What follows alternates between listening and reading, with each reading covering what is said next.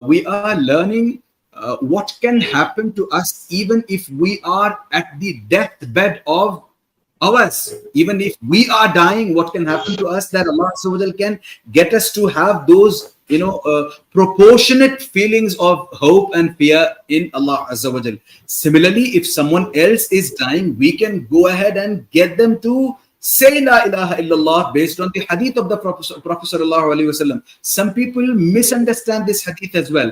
They say that the Prophet sallallahu alaihi wasallam is saying laqinu mautakum la ilaha illallah. Here the Prophet sallallahu alaihi wasallam, some people say this is not what iPlus says. This is not what Abdul Raziq says. This is not what Shaykh Imran Nadiri says. Yeah? This is not what we people from Ahlul Sunnah wal Jama'ah, people of Ahlul Hadith, people of the Aqidah of Salafiyah say. Some people have the belief that when the Prophet sallallahu alaihi wasallam is saying laqinu mautakum la ilaha illallah, they say that the Prophet sallallahu alaihi wasallam is asking us to get the dead to get him to feel comfortable, to comfort him in order to say La ilaha illallah. Who? The one who's already died. No. The Prophet sallallahu alaihi wasallam is actually telling us to go and inspire those who are on their deathbed, not those who have already passed away, not those who've just passed away 5-10 minutes ago. We can't speak to them. Yeah, we cannot speak to someone who's dead. The dead cannot respond to us. So this is what can happen to us if we understand, if we learn the matters pertaining to Aqidah, that we will not misfire. How on earth are you going to get someone to say La ilaha illallah after you have buried them, after they have died? Someone who's on the deathbed, you can go sit next to them. Like the Prophet sallallahu alaihi wasallam on one occasion went out to someone, and he says, Ya khal, oh uncle, can you please say La ilaha illallah? The Prophet sallallahu alaihi wasallam himself said this to someone who was just going to pass away.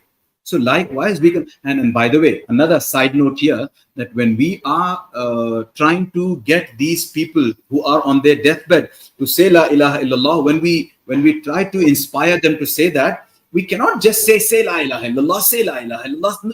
Sometimes it doesn't work. While at other times it might work, sometimes it doesn't quite work.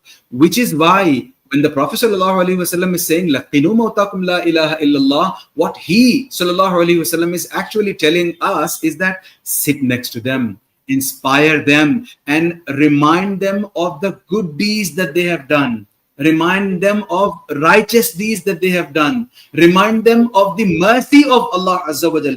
Ask them to have, husnul dhann billahi Azza wa Jal. Ask them to cast, or should I say, ask them to not cast aspersions on Allah Azza wa Jal. Ask them to feel good about Allah Azza wa Jal. Ask them to be optimistic about Allah Azza wa Jal. If you do all this, they will be inspired, inshallah ta'ala, to say La ilaha illallah correctly. And unfortunately, we do not really know. Since we don't know enough about it, we just sit next to them and we get the person who's on the deathbed to, one way or the other say La ilaha. We trouble them in one way or the other.